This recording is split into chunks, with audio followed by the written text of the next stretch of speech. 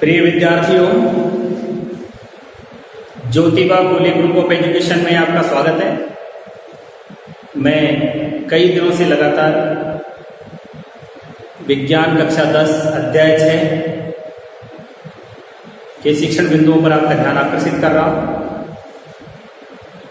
इसी कड़ी में हमारा जो बिंदु चल रहा है आक्सीकरण अपचयन,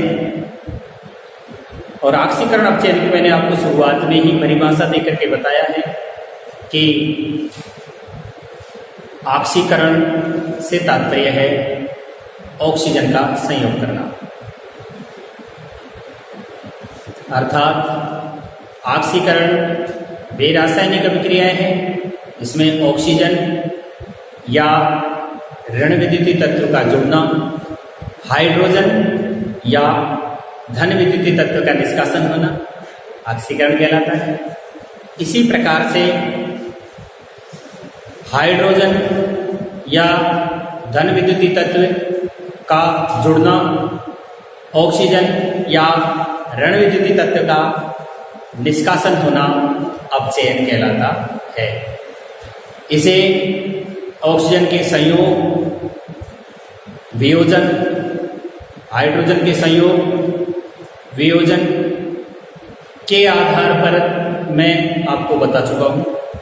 अब इसी क्रम में आगे बढ़ते हुए आपके सामने आज का पॉइंट है विद्युत ध्वनि तत्वों के संयोग एवं वियोजन के आधार पर आक्सीकरण अपचयन। ध्यान से देखिएगा, सब्सक्राइब कीजिए और हो सके तो लाइक भी कीजिए। ठीक है, देखिए आपका पॉइंट है कि विद्युत ध्वनि तत्वों के आधार पर परिभाषा सबसे पहले लिखेंगे हम विद्युत ध्वनि तत्वों के आधार पर आक्सीकरण। पॉइंट को लिखने के बाद अंडरलाइन करेंगे। अंडरलाइन करके लिखेंगे कि वे अभिक्रियाएं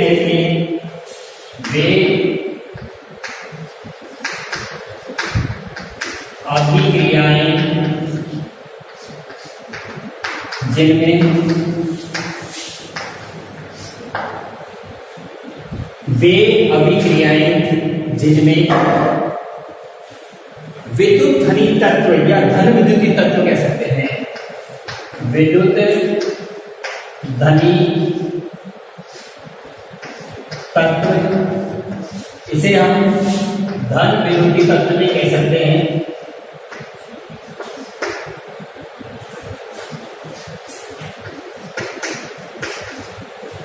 विद्युत ध्वनि तत्व का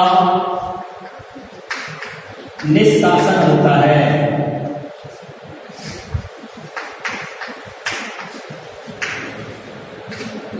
क्या कहलाती है?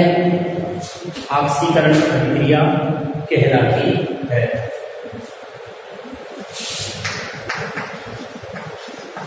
आक्सीकरण अभिक्रिया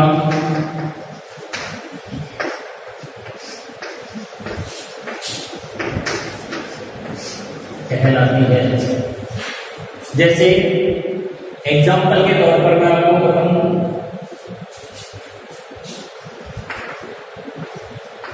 तो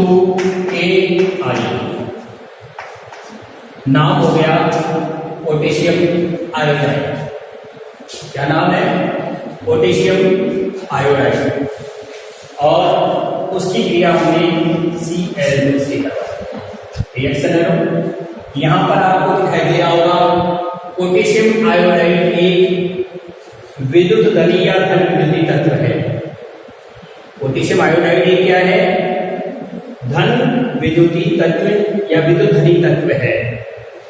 अगर मान लीजिए यहां हम जानते हैं कि क्लोरीन क्या है? ऋण विद्युतीय तत्व है, इसके ऊपर ऋणावेश पाया जाता है और ये धन विद्युतीय तत्व है पोटेशियम के। अगर मान लीजिए इसमें से इस धन विद्युतीय तत्व से कोई सा भी आयन अगर बाहर निकल रहा है तो क्या समझेंगे हम?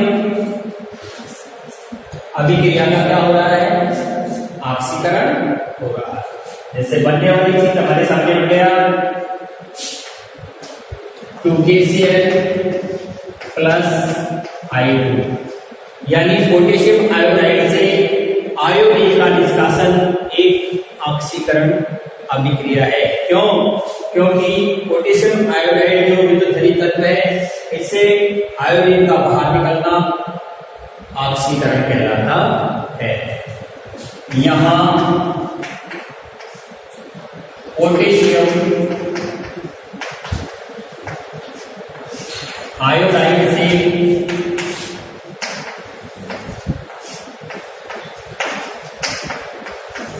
I2 का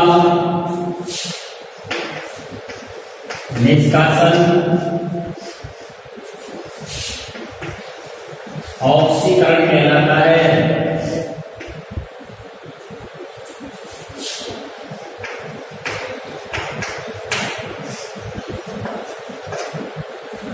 इसी क्रम में दूसरा उदाहरण लेते हैं। H2S हाइड्रोजन सल्फाइड कहते हैं इसे, और इसकी भी क्रिया हम क्लोरीन से करवा देते हैं। हमारे सामने यहां पर HCl संतुलित कर दिया मैंने इसे, प्लस S बाहर निकाल दिया है। यहां हाइड्रोजन सल्फाइड क्या है? विद्युत धनी तत्व है। हाइड्रोजन सल्फाइड क्या है? विद्युत धनी तत्व है। इस विद्युत धनी तत्व से S सल्फर का बाहर निकल जाना क्या कहलाएगा? ऑक्सीकरण कहलाता है। यहां इसके नीचे मैं लिख देता हूं, यहां हाइड्रोजन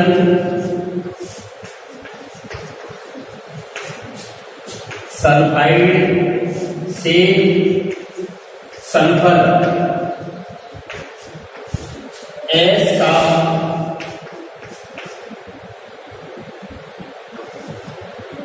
निष्कासन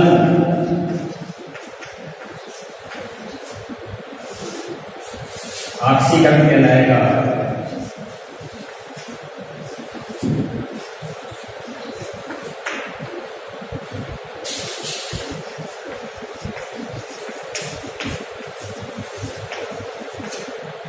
एक बार फिर दोबारा से समझ लीजिए, विद्युत धनी तत्वों के संयोग मानी जोड़ना और वियोजन मानी टूटना या घटना, निकल जाना के आधार पर ऑक्सीकरण अवश्य है। ऑक्सीकरण वे अभिक्रियाएं जिनमें विद्युत धनी तत्व या धन विद्युतीय तत्व का निष्कासन होता है, ऑक्सीकरण अभिक्रिया कहलाती है। उदाहरण मैंने आपको दिया, पोटेशियम आयोडाइड एक विद्युत धनी या धन विद्युतीय तत्व है और इससे आयोडीन का बाहर निकलना, क्योंकि यहां कौन सा जुड़ गया है? विद्युत ऋणी तत्व जुड़ गया है और विद्युत धनी तत्व की कमी हुई है। विद्युत धनी तत्व की कमी हुई है, अर्थात विद्युत धनी तत्व का निष्कासन ही ऑक्सीकरण कहलाता है। यहाँ पोटेशियम आयोडाइड से आयोडीन का निष्कासन ऑक्सीकरण कहलाएगा, क्योंकि विद्युत धनी तत्व की क्या हुई है? कमी हुई है। एग्जाम्पल नंबर 2 में मैंने आपको बताया H2S हाइड्रोजन सल्फाइड है, ये विद्युतीय है, इसका तो हाइड्रोजन से आकर के संयोग हो गया, परंतु इसमें से जो विद्युत धनी तत्व था सल्फर, वो क्या हो गया है? बाहर निकल गया है। इसीलिए सल्फर का निष्कासन क्या कहलाएगा? ऑक्सीकरण कहलाएगा। इसी के बिल्कुल विपरीत कर दीजिए, क्या हो जाएगा? अपचयन हो जाएगा। कि ऐसी रासायनिक अभिक्रियाएं जिनमें ऋण विद्युतीय तत्व या विद्युत ऋणी तत्व या ऋण विद्युतीय तत्व का क्या होता होगा? संयोजन होता होगा। क्या कहलाएगी? अपचयन कहलाती है। परिभाषा हमारी पूरी तरह से क्या हो गई है? बदल गई है। ठीक है, देखिए जैसे ऑक्सीकरण को हटा दिया मैंने यहां से, इसके स्थान पर मैंने लिख दिया अपचयन।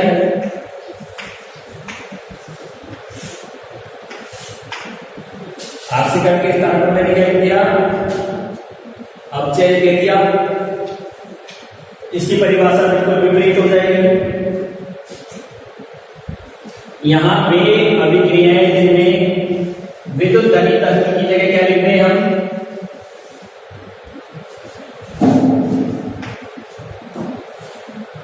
विद्युत ऋणी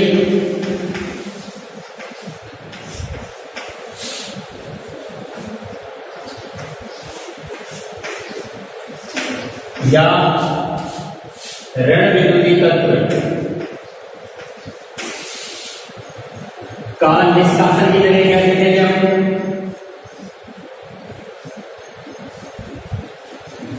संयोजन लिख देंगे। क्या लिख देंगे? संयोजन लिख देंगे। तो संयोजन के लिखते क्या हो जाएगा? इसका विपरीत हो जाएगा। उसको क्या कहेंगे हम?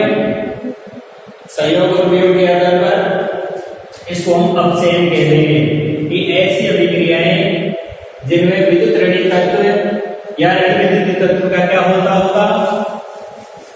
संयोजन होता होगा। तो हम उसे क्या कहेंगे? अपचयन। ऑक्सीकरण के स्थान पर क्या कह देंगे? अपचयन कह देंगे। यदि मान लीजिए इसी की परिभाषा को मैं आपको एक तरीके से और देना चाहूं तो मैं आपको बता दूंगा कि जैसे ये धन विद्युतीय तत्व है, यहां हम इसको लिखें धन विद्युतीय तत्व। यहां मैं इसको लिखूं धन विद्युतीय तत्व या विद्युत धनी तत्व कह दो, एक ही बात है, दोनों का मतलब एक ही होता है। तो उसको हम ऑक्सीकरण कह देते हैं। निष्कासन होने पर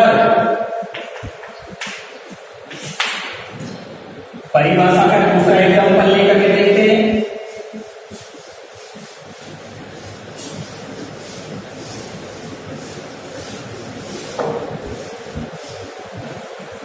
जैसे मैंने लिखा एग्जाम्पल कि यदि मान लीजिए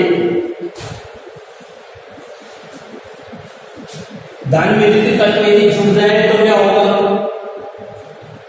यदि धन विद्युतीय तत्व का क्या होता है? यहां तो डिस्कशन हो रहा था। अगर आप संयोग कर जाए तो क्या होता है? संयोग करने पर देखो, जैसे हमने पदार्थ लिया Cl2 क्लोरीन। हम जानिए क्लोरीन क्या है? ऋण विद्युतीय तत्व है।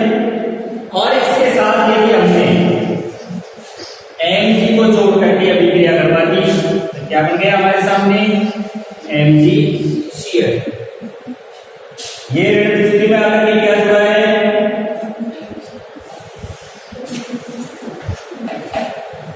कौन सा तत्व जुड़ गया आगे? धन विद्युतीय तत्व जुड़ा है। यहां क्लोरीन का नीचे लिख देता हूं मैं, यहां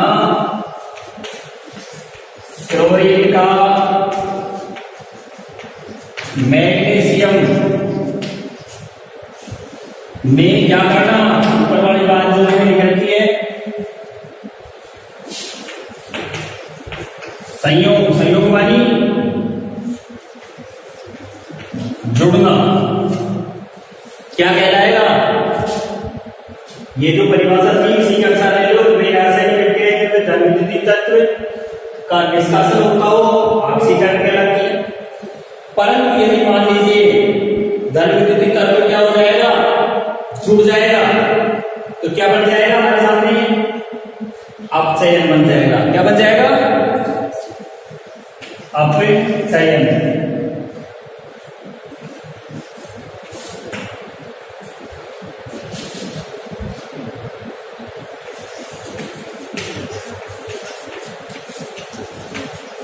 आपका ये पॉइंट क्लियर हो गया है, कौन सा वाला, ऑक्सीकरण का। ऑक्सीकरण में हमने क्या लिया था, एक बार फिर देख लें कि वे अभिक्रियाएं जिनमें धन विद्युतीय तत्व का निष्कासन होता है ऑक्सीकरण कहलाता है, और यदि धन विद्युतीय तत्व का संयोग होता है तो क्या कहलाएगा, अपचयन कहलाएगा। ठीक है, क्लियर हो गया ये पॉइंट कि धन विद्युतीय तत्व का निकलना तो ऑक्सीकरण और धन विद्युतीय तत्व का जुड़ना अपचयन कहलाएगा। और इससे पहले, थोड़ी देर पहले मैंने आपको बताया था कि ऋण विद्युतीय तत्व का जुड़ना क्या कहलाएगा, ऑक्सीकरण, और ऋण विद्युतीय तत्व का निकलना अपचयन कहलाएगा। बताया था मैंने अभी आपको, फिर एक बार दोबारा दिमाग में रिपीट कर ले बात को। हम विद्युत धनी तत्वों के संयोग और वियोग के आधार पर ऑक्सीकरण अपचयन पढ़ रहे हैं। हमें केवल इस चीज पर ध्यान देना है, विद्युत धनी तत्व पर ध्यान देना है। केवल किस पर ध्यान देना है, विद्युत धनी तत्व पर ही ध्यान देना है। धन आवेशित तत्व का निकलना ऑक्सीकरण और धन आवेशित तत्व का जुड़ना अपचयन कहलाता है। हो गया क्लियर। फिर देख लो कि ऑक्सीकरण वे अभिक्रियाएं जिनमें विद्युत धनी तत्व या धन विद्युतीय तत्व का निष्कासन होता है ऑक्सीकरण अभिक्रिया कहलाती है। उदाहरण आपने किसका लिया, पोटेशियम आयोडाइड का उदाहरण दिया। पोटेशियम आयोडाइड में से आयोडीन का निष्कासन होना एक ऑक्सीकरण अभिक्रिया है। उसी प्रकार मैंने उदाहरण दिया क्लोरीन में किसका आकर के जुड़ जाना, मैग्नीशियम का आकर के जुड़ जाना एक अपचयन अभिक्रिया है। ठीक है, पॉइंट को आगे बढ़ाता हूं। अब इसी के अनुसार अपचयन ले लेते हैं। बिल्कुल योग करते हुए लेंगे, जैसे मैंने अभी थोड़ी देर पहले आपको बदल करके दिखाया था। यदि इसे हम ऐसे बदल दें तो हमारी पूरी की पूरी परिभाषा क्या हो जाएगी, बदल जाती है। कैसे देखिएगा, नया पॉइंट है हमारा कि विद्युत धनी तत्वों के संयोग और वियोजन के आधार पर ऑक्सीकरण अपचयन। अब यहां लिख देंगे विद्युत ऋणी, इसको हटा दो केवल, और यहां क्या लिख देंगे हम, विद्युत ऋणी तत्वों के संयोग और वियोजन के आधार पर ऑक्सीकरण अपचयन। जहां पहले लिखा था हमने वहां क्या लिख दिया, केवल ऋणी शब्द लिख दिया है। अब लिखेंगे, सबसे पहले इसके लिए ऑक्सीकरण पढ़ेंगे।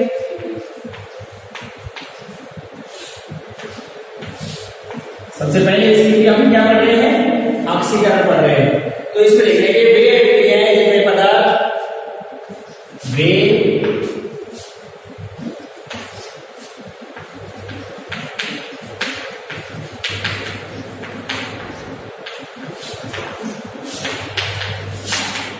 जिनमें पदार्थ से क्या संयोग करता हो, ऋण विद्युतीय तत्व, ऋण विद्युतीय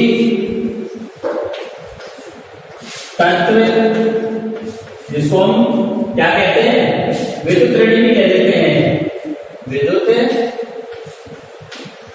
ऋणी भी कह देते हैं। विद्युत ऋणी तत्व का क्या होना, विद्युत ऋणी तत्व का संयोग करना क्या कहलाएगा, क्या कहलाता है,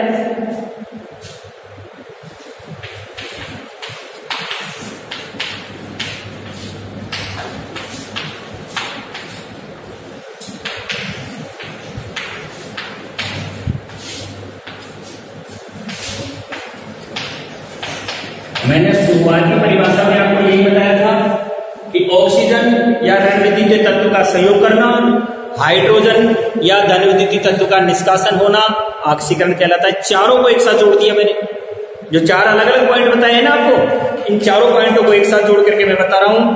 ऑक्सीजन या ऋण विद्युतीय तत्व का संयोग, हाइड्रोजन या धन विद्युतीय तत्व का निष्कासन क्या कहलाता है? ऑक्सीकरण कहलाता है। इसके विपरीत हाइड्रोजन या धन विद्युतीय तत्व का जुड़ना, ऑक्सीजन या ऋण विद्युतीय तत्व का निष्कासन होना ही अपचयन कहलाता है। चारों को जोड़ करके, ये तो अलग अलग पॉइंटों में बता दिया आपके, परंतु यदि देखा जाए तो एक रूप में इस प्रकार से हम इसकी परिभाषा दे सकते हैं। तो मैंने आपके सामने लिख दिया कि वे अभिक्रियाएं जिनमें पदार्थ ऋण विद्युतीय तत्व या विद्युत ऋणी तत्व से क्या करता हूं? संयोग करता हूं, क्या कहलाता है? ऑक्सीकरण कहलाता है। जैसे Mg का उदाहरण ले लो। Mg एक ऐसा पदार्थ है, धनायन युक्त है, क्योंकि इलेक्ट्रॉन त्यागता है, इलेक्ट्रॉन त्यागता है। और यहां में इसके साथ ले लो क्लोरीन, जो अपने पहले वाला उदाहरण दिया था उसी को पकड़ लेते हैं, बार बार नया उदाहरण ले लो।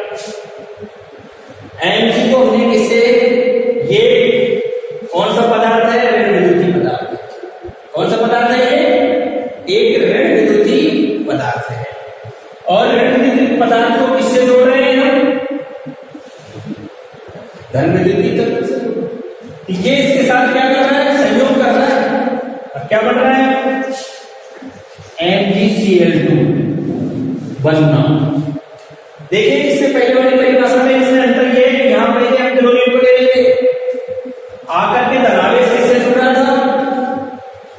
ऋण से। यहां ऋण आवेश किससे आकर के जुड़ रहा है?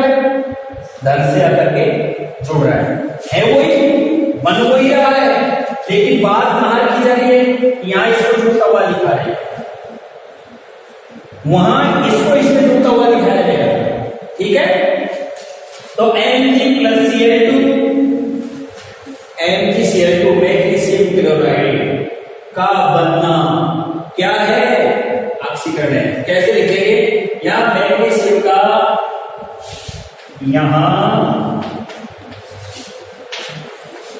मैग्नीशियम का अधिक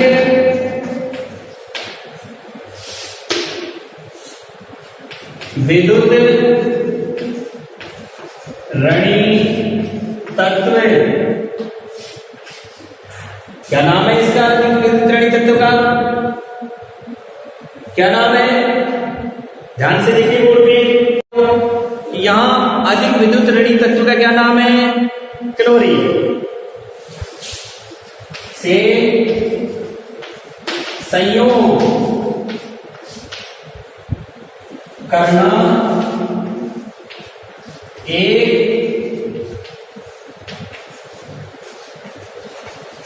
ऑक्सीकरण अभिक्रिया है।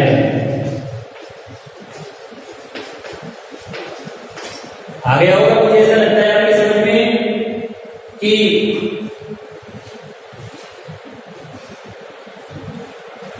फिर देखिए विद्युत ऋणी तत्वों के संयोग और वियोजन के आधार पर ऑक्सीकरण अपचयन। ऑक्सीकरण लेते हैं कि ऑक्सीकरण वे अभिक्रियाएं जिनमें पदार्थ ऋण विद्युतीय तत्व या विद्युत ऋणी तत्व से क्या करता हो? संयोग करता हो, ऑक्सीकरण कहलाता है। Mg धनायन युक्त तत्व है, क्योंकि इलेक्ट्रॉन त्याग करके इसके ऊपर धनावेश आ जाता है। क्लोरीन ऋणावेश युक्त, क्योंकि इसके बाइंडर कोष में 2, 8, 7 इलेक्ट्रॉन होते हैं, ये इलेक्ट्रॉन ग्रहण करके और ऋणायन बनाता है। हम यहां देख रहे हैं कि इससे आकर के ये जुड़ रहा है, क्लोरीन Mg से संयोग कर रहा है और मैग्नीशियम क्लोराइड बना रहा है। यहां मैग्नीशियम का अधिक विद्युत ऋणी तत्व क्या नाम है? क्लोरीन से संयोग करना, जुड़ना क्या कहलाएगा? ऑक्सीकरण कहलाएगा। अब इसका बिल्कुल उल्टा कर दो उसी तरह से, जैसे हमने विद्युत ऋणी तत्व में किया था।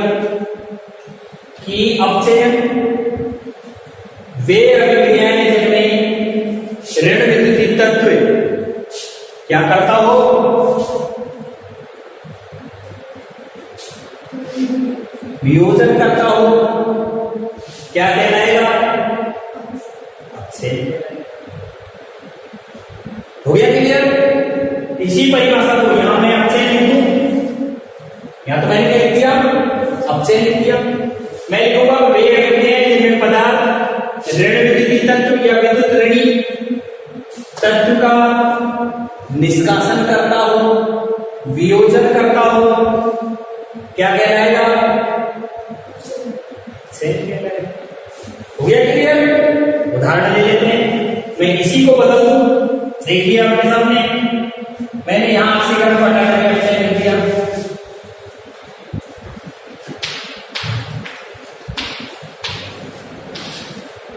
इसकी योग में ले लिया या संयोग की जगह क्या कर दूं मैं? निष्कासन कर दूं और इसके स्थान पर क्या कर दूं? अपचयन कर दूं। हो गई परिभाषा योग। अब अपन इसका एग्जाम्पल बदल देते हैं।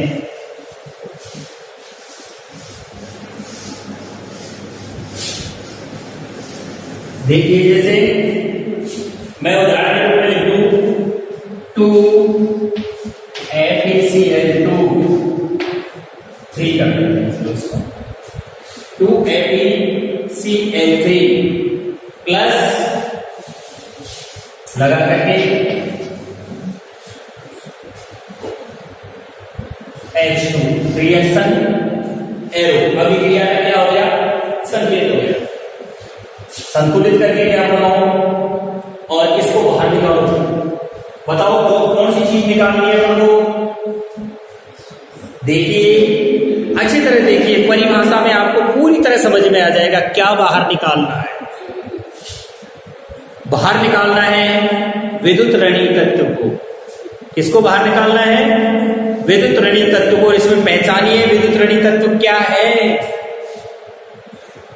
कौन सा है विद्युत ऋणी तत्व? मैंने MgCl2 के उदाहरण में लेकर के भी आपको बताया है कि विद्युत ऋणी तत्व क्या है? क्लोरीन है। क्लोरीन को कम कर दीजिए तो आपका क्या हो जाएगा? अपचयन हो जाएगा। क्लोरीन को जैसे ही कम किया अपचयन। ये तो अपन जानते हैं H क्या है? धन आवेश। यहां हमको दिखा है FeB धन आवेश। इसमें से इसको कम करें तो बनने वाली चीज को तो यहां ले लो और बाकी अलग कर दो। हाइड्रोक्लोरीन के कितने दिख रहे हैं हमको? 6 दिख रहे हैं। पहले यहां बनाइए, जैसे मान लीजिए अपन ये बना दें 2HCl। कितने काम में आ गए? 6 में से कितने काम में आ गए हैं? 2 काम में आ गए। हाइड्रोजन क्लियर हो गया है। अब क्या बच गया हमारे सामने? 2Cl plus 2Cl2। 4 और 2 6, 3 दूनी 6। Fe बचा हुआ है अभी। ठीक है, तो क्या हो जाएगा यहां? 2 FeCl2 हो गया क्लियर? 2 FeCl। दोबारा फिर देख लो, 2 Fe से हमारा 2 Fe क्लियर। 2 दूनी की 4 क्लोरीन, 3 दूनी की 6 क्लोरीन, तो 4 क्लोरीन ये हो गए और 2 क्लोरीन ये हो गए। हो गया क्लियर? H2 के 2 यानी 2HCl प्लस FeCl2 बन गया हमारा। कौन सी चीज कम हो गई है उसमें से? इसमें से हमारे सामने क्लोरीन कम हो गई है। तो यहां लिखेंगे, यहां FeCl3 से क्या कम कर दिया हमने? Cl2 का निष्कासन से Cl2 का निष्कासन एक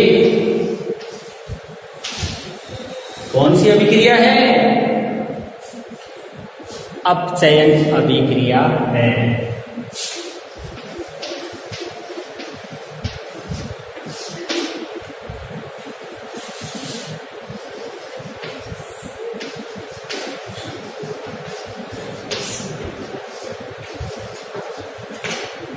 इसमें स्पष्ट रूप से FeCl2 में अपचयन हो गया है। क्या हुआ है यहाँ? FeCl2 में FeCl3 का Cl2 निष्कासन हो गया। किसमें बदल जाना? 2FeCl3 का 2FeCl2 में बदल जाना एक अपचयन अभिक्रिया है। आगे समझ में? Cl2 का निष्कासन हो रहा है, बदल रही है आपके सामने क्लोरीन का निकलना, एक अपचयन अभिक्रिया कहलाएगी। अर्थात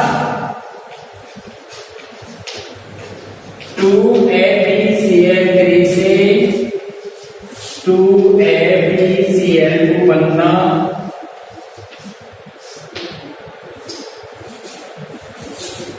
अपचयन अभिक्रिया है।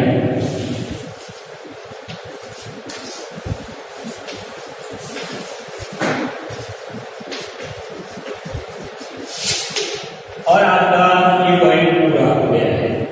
अपचयन अभिक्रिया का पॉइंट आपका पूरा। नया पॉइंट हम लेते हैं ऑक्सीकरण अपचयन में। इसे पूरे को एक साथ हटा दूंगा आपसे।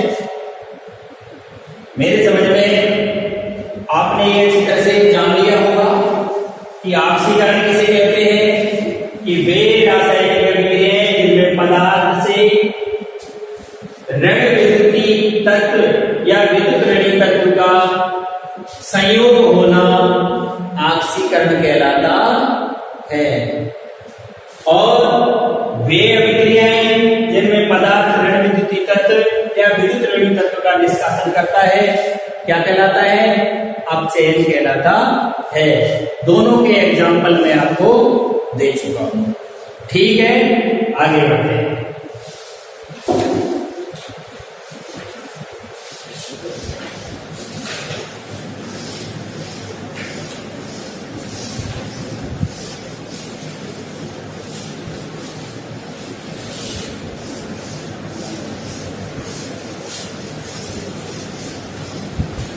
अब इसी कड़ी में आगे इलेक्ट्रॉन के आदान प्रदान के आधार पर, इलेक्ट्रॉन के आदान प्रदान के आधार पर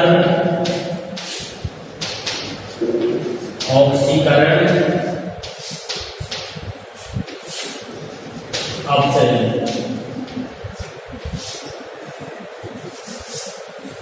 ये हमारा पॉइंट हो गया।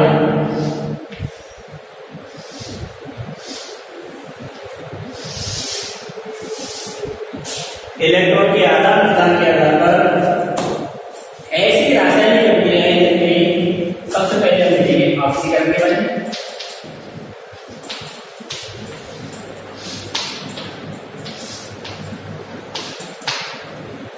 यहां आपको यह समझना जरूरी है, यदि परीक्षा में आपसे पूछा जाएगा तो स्पष्ट रूप से लिखेगा वो कि आपको धन विद्युतीय तत्व के संयोग या वियोजन के आधार पर ऑक्सीकरण अपचयन की परिभाषा देनी है, या इलेक्ट्रॉन के आदान प्रदान के आधार पर आपको ऑक्सीकरण अपचयन की परिभाषा देनी है, या हाइड्रोजन के संयोग और वियोजन के आधार पर ऑक्सीकरण अपचयन की परिभाषा देनी है, या ऑक्सीजन के संयोग और वियोजन के आधार पर ऑक्सीकरण अपचयन की परिभाषा देनी है। स्पष्ट कहा जाएगा, जैसे मैं आज ही एक पॉइंट आपका क्लियर कर चुका हूं। किसके आदान प्रदान पर? धन विद्युतीय तत्व और ऋण विद्युतीय तत्व को मैंने आपके सामने क्लियर किया है। अब नया पॉइंट आपका क्या आ रहा है कि आपके सामने इलेक्ट्रॉन के आदान प्रदान के आधार पर ऑक्सीकरण और अपचयन की परिभाषा आ रही है। ठीक है, तो देखिए ऑक्सीकरण की ऐसी अभिक्रियाएं जिनमें परिभाषा लिखेंगे, ऐसी अभिक्रियाएं जिनमें ऐसी अभिक्रियाएं जिनमें तत्व आयन अणु या परमाणु, तत्व आयन अणु या परमाणु क्या करते हैं? अपना इलेक्ट्रॉन त्यागते हैं, अपना इलेक्ट्रॉन त्यागते हैं, ऑक्सीकरण कहलाता है।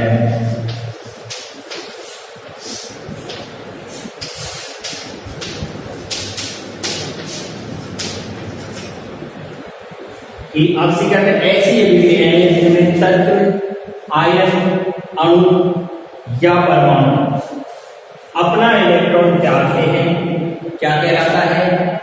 ऑक्सीकरण कहलाता है। जैसे एग्जाम्पल ले लिया हमने Na के बारे में जानते होंगे, तत्व का नाम है सोडियम, परमाणु क्रमांक आवर्त सारणी में 11, परमाणु भार 23, प्रोटॉन और न्यूट्रॉनों की संख्या मिलकर के क्या कहलाती है? परमाणु भार कहलाती है। प्रोटॉनों की संख्या और इलेक्ट्रॉनों की संख्या परमाणु क्रमांक के बराबर होती है, केवल न्यूट्रॉन संख्या अलग होती है। आगे होगा समझ में?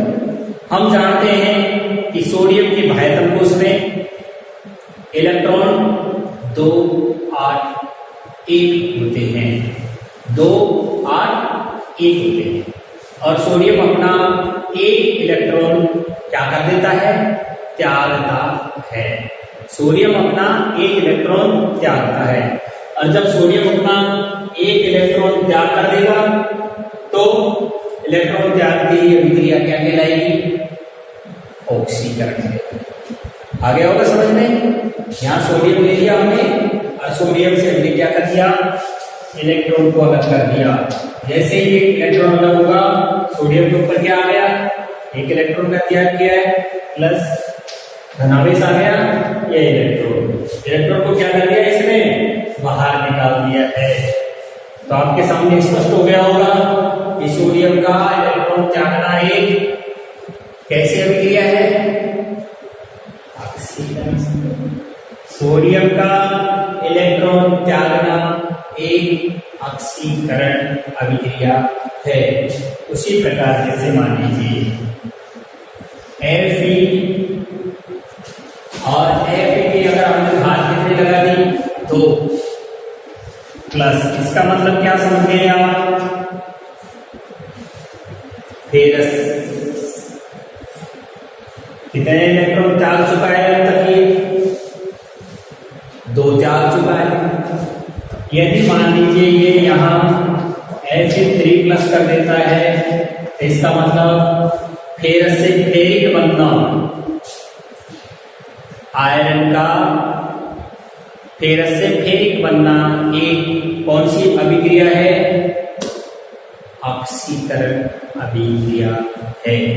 तो मैं लिखूंगा यहां सोडियम द्वारा ई का त्याग तथा Fe2+ यानी फेरस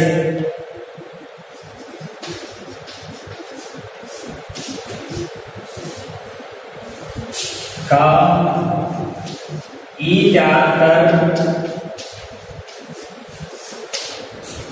Fe3+ फेरिस आयन बनना।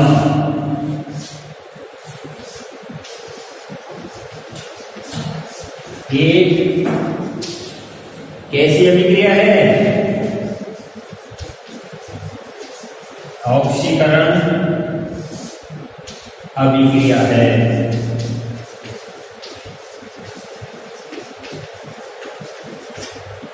मेरे हिसाब से आपके समझ में ये बात आ गई होगी कि ऐसी अभिक्रियाएं जिनमें तत्व आयन अणु या परमाणु अपना इलेक्ट्रॉन त्यागते हैं ऑक्सीकरण कहलाता है। एग्जाम्पल लिया हमने सोडियम बायतम को 2 इसका परमाणु क्रमांक 26 होता है। आयन का कितना होता है 26, इसका परमाणु क्रमांक कितना है 11। बायतम को उसमें 1 इलेक्ट्रॉन, यहाँ इसने 1 इलेक्ट्रॉन को त्याग किया, अपने ऊपर धनावेश आ गया। इलेक्ट्रॉन त्यागना ही क्या कहला रहा है ऑक्सीकरण कहलाता है। उसी प्रकार यहाँ फेरस से फेरिक आयन में बदलना ऑक्सीकरण अभिक्रिया कहलाता है। ठीक है, क्लियर हो गया आपका पॉइंट। अब आप आ जाइए इलेक्ट्रॉन को ग्रहण करने पर ऑक्सीकरण पक्ष से। इसके ग्रहण करने पर इलेक्ट्रॉन के ग्रहण कर, मैं इसी में कहीं मिटा देता हूं इसको और यहां से इसको मिटा देता हूं। बन जाएगी आपकी अभिक्रिया की परिभाषा कि अपचयन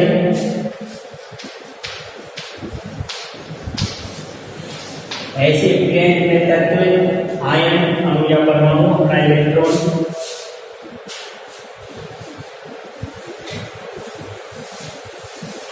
क्या लिख देंगे इसकी जगह, त्यागने की जगह ग्रहण करना लिख देंगे।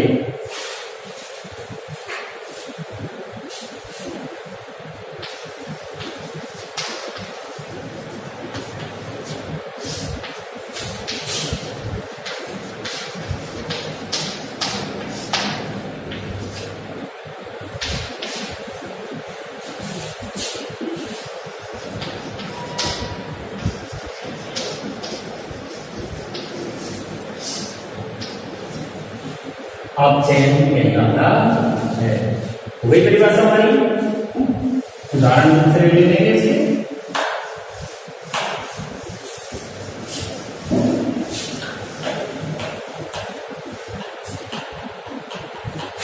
एग्जाम्पल में देखिए, जैसे आपके सामने ले लेते हैं अपन Cl, जानते हैं परमाणु क्रमांक कितना है क्लोरीन का, कितना परमाणु क्रमांक है क्लोरीन का 17। बायतम कोष में इलेक्ट्रॉन की संख्या Kl 287, बायतम कोष में 7। कितने की इसको आवश्यकता है,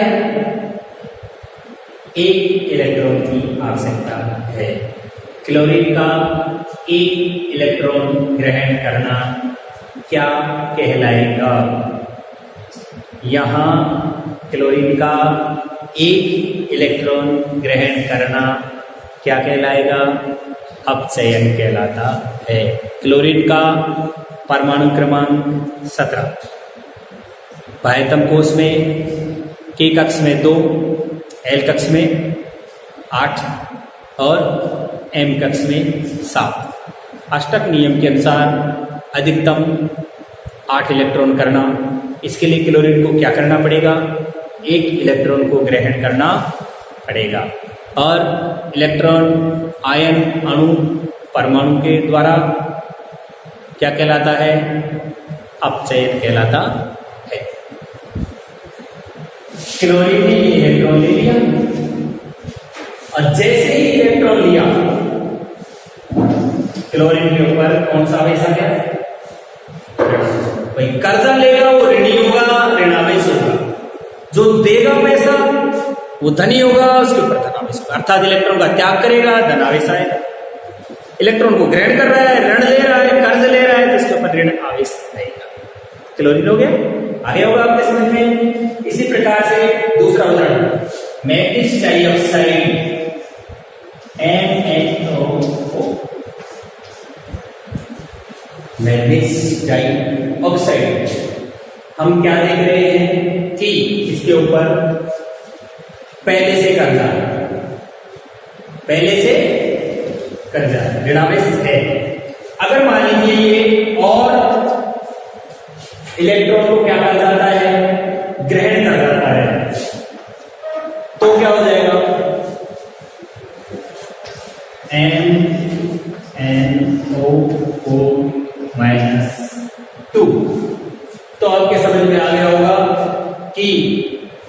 किस तरह से क्लोरीन के द्वारा इलेक्ट्रॉन ग्रहण करके अपचयन किया गया, मैग्नीशियम डाइऑक्साइड के द्वारा इलेक्ट्रॉन को ग्रहण करके और क्या किया गया है, अपचयन किया गया है। यहाँ क्लोरीन इलेक्ट्रॉन ग्रहण करके क्लोराइड, यहाँ क्लोरीन इलेक्ट्रॉन ग्रहण करके क्लोराइड बनना एक अपचयन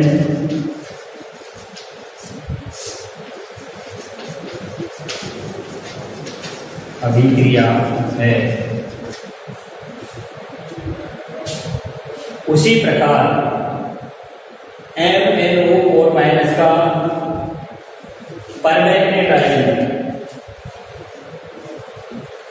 उसी प्रकार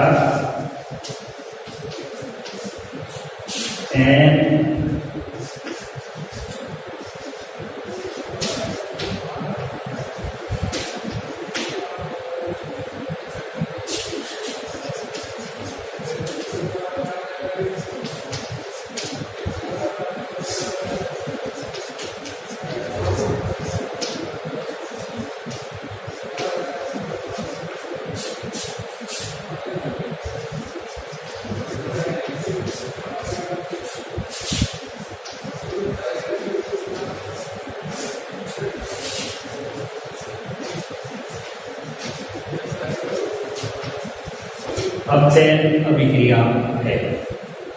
ठीक है भाई, यहां तक की बात आ रही है। अब आपके सामने आ रही है रेडॉक्स अभिक्रिया। कौन सी? रेडॉक्स।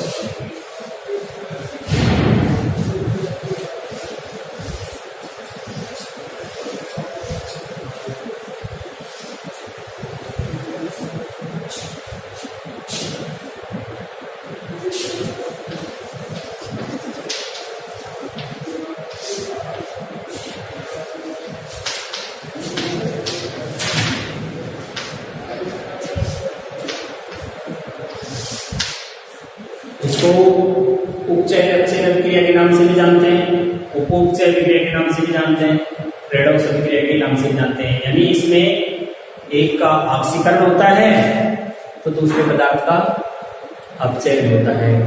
ऑक्सीकरण और अपचयन दोनों क्रियाएं साथ साथ चलती हैं, अर्थात ऐसी रासायनिक अभिक्रियाएं जिनमें एक पदार्थ का ऑक्सीकरण होता है तो दूसरे पदार्थ का अपचयन होता है।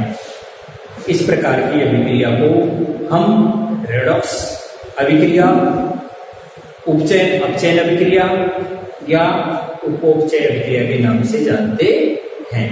परिभाषा में क्या लिखेंगे? ऐसी रासायनिक अभिक्रियाएं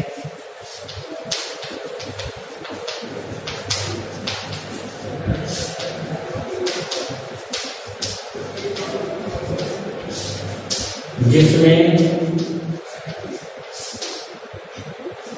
एक पदार्थ का ऑक्सीकरण होता है तो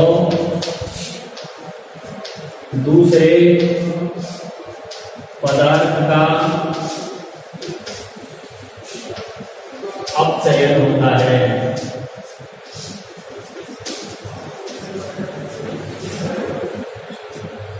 अर्थात अभिक्रिया में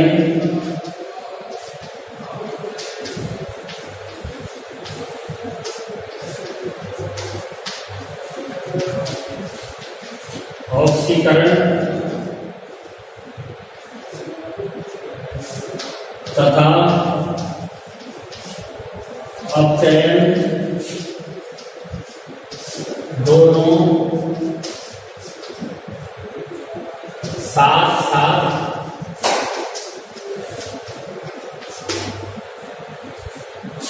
चलती है।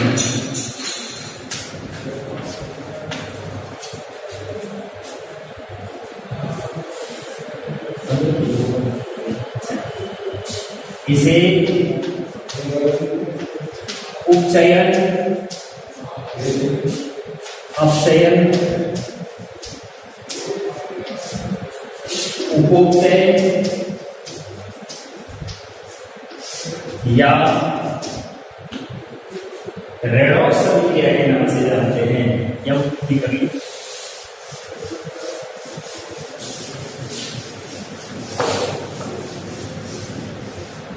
या रेडॉक्स अभिक्रिया के नाम से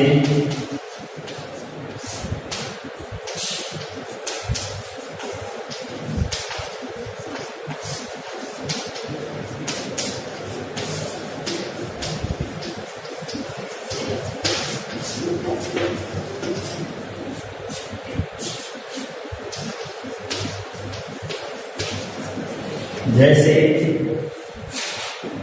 Zn plus CuSO4 reaction arrow ZnSO4 plus C। आपको स्पष्ट रूप से दिखाई दे रहा होगा कि यहाँ Zn में ऑक्सीजन जुड़ रही है, Zn में ऑक्सीजन जुड़ रही है और इसमें से कॉपर अलग हो रहा है। तो एक तो क्या कहलाएगा, Zn में ऑक्सीजन का जुड़ना तो ऑक्सीकरण,